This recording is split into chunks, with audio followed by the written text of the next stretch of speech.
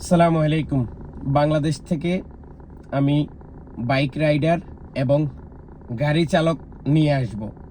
যদি কোনো ভাই বাংলাদেশের 64 জেলায় কোথাও থেকে থাকেন, আপনি বাইক চালাইতে পারেন, গাড়ি চালাইতে পারেন।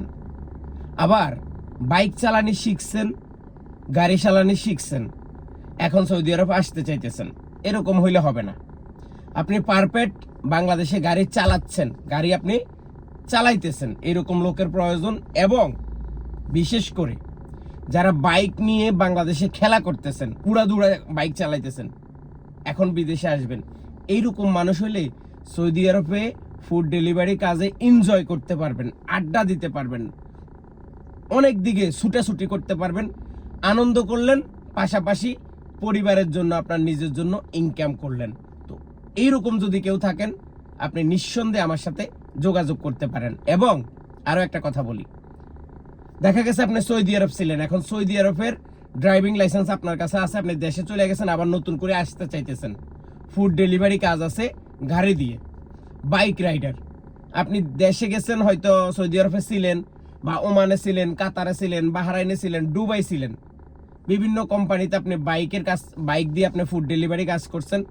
কোম্পানির সাথে হয়তো আপনার বনাবনি হয় না, বা যে কোনো কারণে আপনি দেশে চলে গেছেন, এখন নতুন করে আবার ব্যাক করতে চাইতেছেন। তো আপনার জন্য সবচেয়ে সুন্দর জায়গা হইতে পারে সেটা সৌদি আরব। আমি সবসময় একটি কথা বলি, আমার কাছে যেই কাজগুলো আছে বা যেই কাজ আমি দিতে পারবো, আমি কিন্তু এইটার বিজ্ঞাপন করি। আমি কিন্তু থার্ড পার্টির কোনো বিজ্ঞাপন করি না, আমি কোনো থার্ড ক্লাসের, থার্ড লেভেলের কোনো মানুষের বিজ্ঞাপন করি না। আমি যেটা সঠিক, যেটা 100% এটা নিয়ে কথা বলি। যারা গাড়ির ড্রাইভার, ফুড ডেলিভারি কাজ আসতে পারেন। যারা বাইক রাইডার, বিদেশে ছিলেন অথবা বাংলাদেশে উড়াধুরা একবারে বাইক চালান, তারাও আসতে পারেন। তো যাদের প্রয়োজন তারাই কিন্তু যোগাযোগ করবেন, অন্য কেউ যোগাযোগ করে কোনো লাভ নাই। কারণ এই মুহূর্তে যেটার দরকার আমি সেটার ভিডিও বানাইছি, আবার যেটা দরকার হবে সেটা নিয়ে কথা বলবো।